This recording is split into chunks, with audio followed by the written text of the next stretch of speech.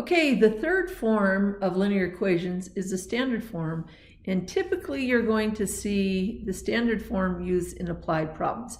And most of the time, you're still going to be asked to solve it, to write it in the equation form, which is slope-intercept form, except for when you're solving applied problems and you're not graphing. All right, so this is the form. ax plus by is equal to c. So let's give an example. 3x plus 4y is equal to 12. That's what we mean by standard form, but there are some criteria. A, B, and C need to be integers. When you put stuff back into standard form, we don't want there to be fractions involved. So when you put it in standard form, you're going to want to make sure that the three coefficients and the two coefficients and the constant are integers. A, whatever's attached to x, must be greater than or equal to 0. And both A and B can't be 0 at the same time. Okay, so let's just give you an idea. So here's an applied problem. Find the value of two numbers if their sum is 15 and their difference. Well, sum means add, difference means subtract. We don't know what the two numbers are. That means two variables. So the sum, x plus y, means equal.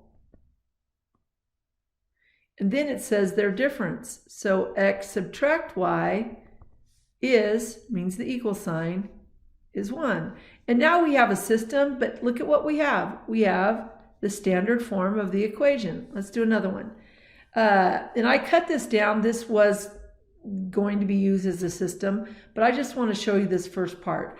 Gabriella is selling cookie dough for school fundraisers.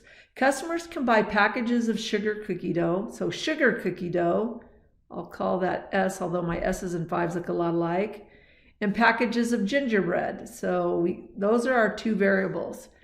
Gabriella sold four packages. Okay, so 4S, 4 packages of sugar cookie dough, and between two numbers means add. Let's see, 4 packages of sugar cookie dough and 6 packages of gingerbread cookie dough. And the money she earned,